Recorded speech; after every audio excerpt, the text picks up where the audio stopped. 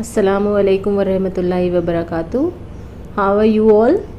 I hope you all must have enjoyed Eid. Now let's begin with the first chapter in chemistry,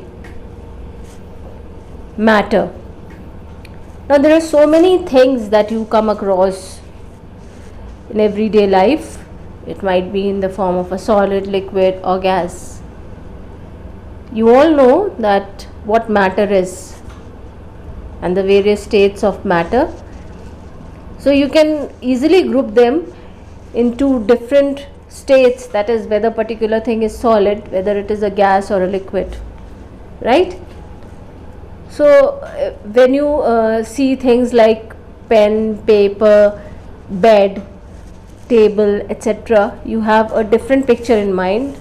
You compare it to a liquid, it's water, tea, coffee or whatever you see around you, you can imagine it in a different form. And then you have the gaseous form, what form you have a blanket of air around you, or when the fan is moving, what effect does it give to your body. So all these things you can imagine. So all these things are states of matter. What is matter, right? So anything that has mass and occupies space is called matter. Matter can be perceived by our senses. Then can we only split them into three states, that is solid, liquid and gases. So air is an example of matter. We cannot see it, but it has mass and occupies space. We can also feel it when we blow air in a balloon, or when a strong wind is blowing or a storm is there. You can easily feel it. When you inflate a balloon, you can easily differentiate it from a deflated balloon which has no air inside it. You can feel that mass and you can feel that space that it has occupied. So another important property of matter is that it offers resistance, that it offers a force. For example, when we walk during a storm, you can feel that strong force, something is pushing you. So we can easily say that there is force or a resistance which is being offered by a particular state of matter. Similarly, when we swim, we can feel that resistance being offered by water also. So what is matter made up of? Matter is made up of very small particles called atoms. A table, a book, the air, and even we are made up of atoms. The smallest particle that exhibits all the properties of matter and does not have an independent existence is called an atom. An atom shows the unique characteristic of an element. Some atoms, in fact, since atoms cannot exist independently, two or more atoms join together and form molecule. We have told you that they do not have an independent existence. So they exist in groups of more than one, right?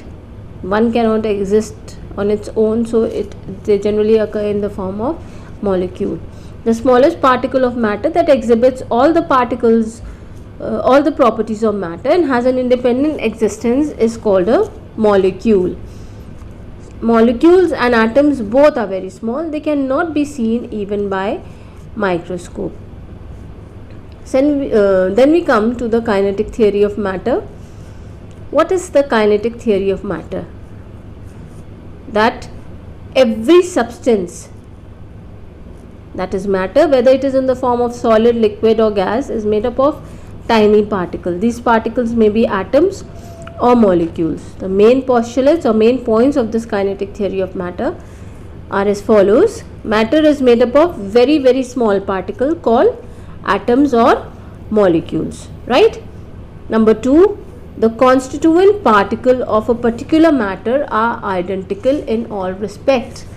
Constituent particle means a molecule is made up of whichever kind of atom, that all the molecules of that particular element will be similar.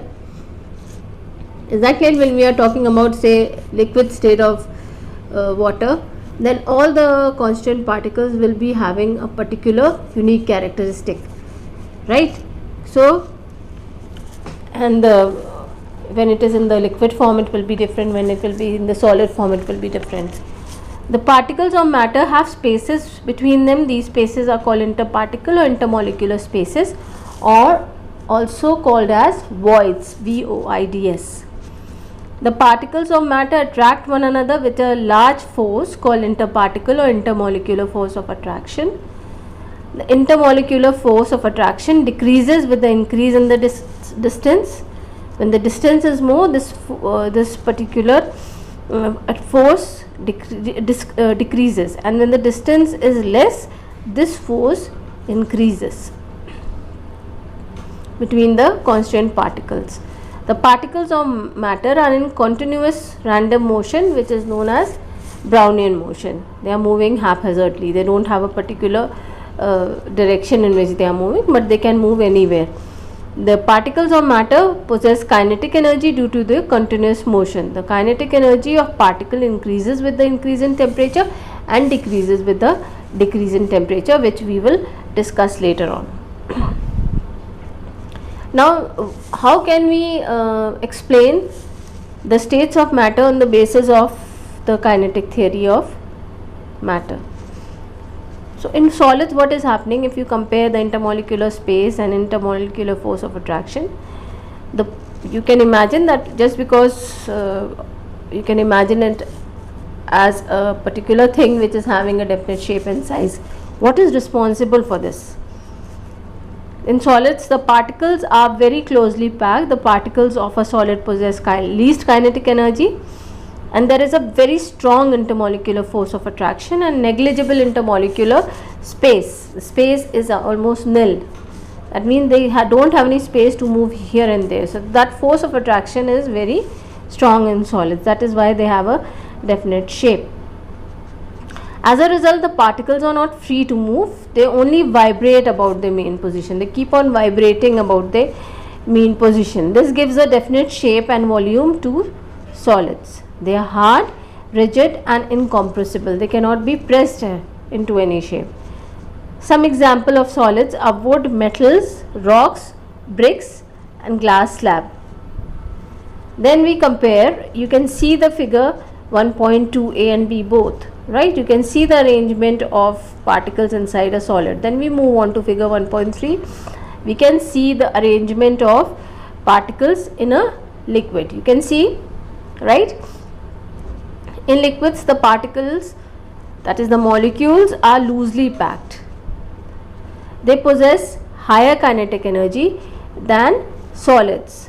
The intermolecular force of attraction in a liquid is weak, right? Intermolecular space in a liquid is more than solids. Therefore, the particles are free to move through the whole bulk of the liquid. However, the particles are restricted to move only within the liquid. They do not leave the liquid. Now, what is happening is that if suppose you have a 1 liter bottle, that 1 liter bottle is containing 1 liter water, you are pouring it into a 2 liter container, then of course that 2 liter liquid container in which the 1 liter liquid has been poured, it will not make that liquid also 2 liter. It remains as such 1 liter only. So this shows that the liquid is not leaving its surface, it remains there only. Is that clear? Therefore, liquids have a definite volume but do not have a definite shape. They flow and take the shape of the container in which they are poured. Some example of liquids are water, milk, alcohol, petrol and mercury. Then we have the gaseous state, right? Now in the gaseous state, what is happening, you can compare it to the solids and the liquids. The particles are far apart and can move freely in all the direction in a random manner. The particles of a gas possess very high kinetic energy, right? And the intermolecular force of attraction is very weak and intermolecular space is very large. As a result, the particles move freely in all directions. These particles collide with each other. Collide means they tend to strike each other. Okay. These particles collide with each other and also with the wall of the container. This is the reason why gases do not have a definite shape and volume. They occupy the entire space available to them, right? If suppose it's just some amount of gas, that is 1 cubic centimeter, 100 centimeter cubic gas, it is kept in a container which can contain about 1 cubic 5 cubic cc. Then if you want to keep that 5 cc in 10 cc also, 10 cc container, and you just move it on to that container, next container, then that 5 cubic centimeter gas will occupy the whole volume of 10 centimeter cube. Is that clear? So the gases tend to occupy the whole space available to them, while the liquids just takes the shape of the container in which it is kept, and it does not leave its surface. It maintains its volumes. It has a definite volume. Some example of gases are oxygen, hydrogen, carbon dioxide and nitrogen. So the physical state of a matter is determined by the intermolecular space, right? We can compare the intermolecular space between the solids, which is negligible, then liquids, more than solids, and less than gases, and then gases, of course, it is both it is least as compared to the intermolecular space is the most in the case of gases. Then in liquids it is more than solids and less than gases. The intermolecular force of attraction is the most again where in solids and the least in gases. The kinetic energy possessed by the particles of matter is the most in gases and the least in solids. Is it clear? Then we have already discussed, you can see the table 1.1, we have the differences between the properties of solid, liquids and gases, right? Arrangement of molecules, then the intermolecular force of attraction, intermolecular space, then position of molecules, then shape, volume, rigidity. Rigidity means whether they are having a shape which can be compressed or changed easily into any form. So solids are highly rigid, liquids and gases both are non-rigid, right? They can be changed. The shape, in the sense the gas occupy the whole space provided to it, it can be filled into any type of container, any shape container, and the liquid also take the shape of the container in which it is kept. So it is non-rigid. Then fluidity, that is the tendency to flow, right? In solids do not flow, liquid flow from the higher level to the lower level, gases flow in all the directions. Then compressibility, I have already told that solids are incompressible, liquids are slightly compressible and gases are highly compressible. If applying pressure, they can be pressed into any amount of required space, any amount of space, I beg your pardon. Then kinetic energy also I have told you, it is the least in gases and the highest in the case of least in solids and highest in the case of gases. Then density, just because it is very closely packed, solids are having high density, liquids have moderate to high density and gases have a low density. Is it clear? Then we have an exercise on page number 9. You have to do that exercise also. Is it clear?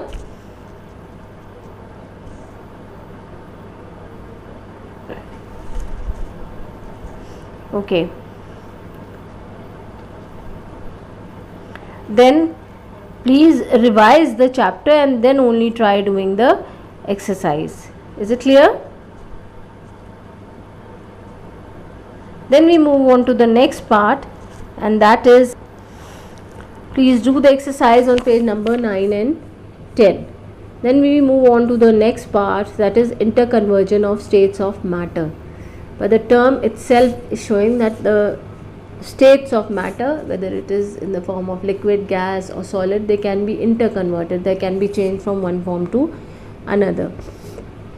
This is known as interconversion of states of matter.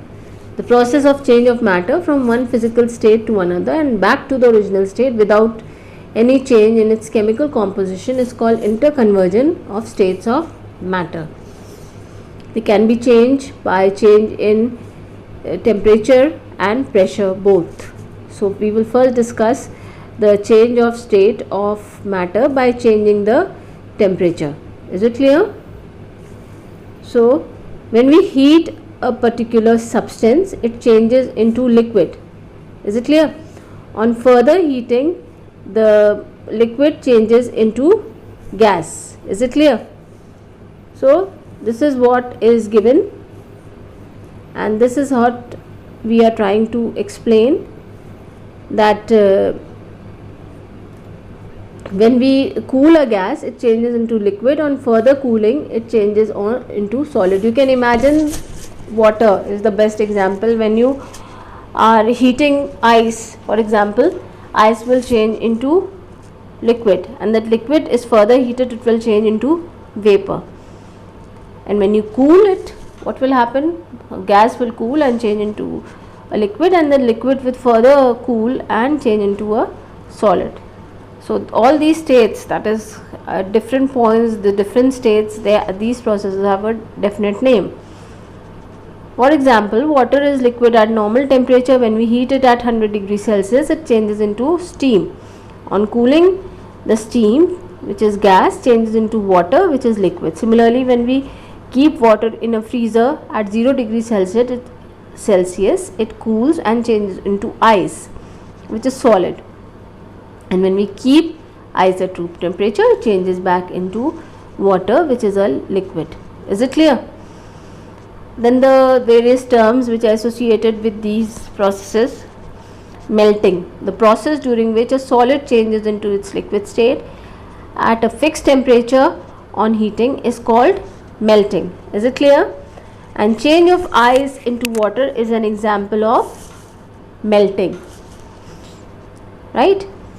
The fixed temperature at which a solid changes into its liquid state is called its melting point, and different substances have different melting point in the pure state. For example, melting point of pure water is 0 degrees Celsius. Then we have boiling and evaporation, the process during which a liquid changes into the gaseous state at a fixed temperature on heating is called boiling. Change of water into steam is an example of boiling, and the fixed temperature at which a liquid changes into gaseous state is called its boiling point. At the temperature, the pressure of the vapor formed from the liquid becomes equal to the atmospheric pressure. That is the pressure of the pressure being exerted by the atmosphere. Different substances have different boiling points in the pure state. That is, boiling point of pure water will be different. If you add a few impurities to water, you adding salt, the boiling point will be different. Boiling point of different oils is different. Then the fuel that you are using in the form of kerosene, petrol, diesel, they have a different boiling point. Is it clear? Alcohol has a different boiling point, right? But of pure water it is 100 degrees Celsius. So the process during which a liquid changes into its vapor at temperature below the boiling point is called evaporation. Boiling is an extreme form of evaporation. Is it clear? Then we have condensation, the process during which a gas changes into its liquid state at a fixed temperature on cooling is called condensation. Change of steam into water is an example of condensation. Is it clear? The fixed temperature at which a gas changes into liquid state is called its condensation point. That is, the gas is changing into liquid state. That fixed temperature is known as condensation point. For example, the condensation point of steam is 100 degrees Celsius. Then we move on to the next process, and that is freezing. The process during which a liquid changes into its solid state at a fixed temperature on cooling is called freezing. Change of water into ice is an example of freezing. The fixed temperature at which a liquid changes into its solid state is called its freezing point. For example, the freezing point of pure water is 0 degrees Celsius. Then move on to the two other processes, and those processes are basically sublimation and deposition. Now there are certain substances which are in the solid form. When they are heated, they directly change into the gaseous state. Those substances are known as sublimable solids, and the process is known as sublimation. Similarly, there are certain substances which directly change from a gaseous state to the liquid state without undergoing the intermediate state, that is the liquid state. That process is known as deposition. So some substances change directly from the solid state to the gaseous state and vice versa. They do not pass to the liquid state. The process during which a solid directly changes into its gaseous state on heating is called sublimation. The change of solid iodine into its vapor on heating is an example of sublimation, right? The process during which a gas directly changes into its solid state on cooling is called deposition. Now, how do these changes take place? We will discuss in the next class. I hope you have understood what I have taught today. Please revise the part that I have covered today and try to do the exercises which I have told you. Next, we will discuss in the next class, inshallah. Assalamu alaikum wa rahmatullahi wa barakatuhu.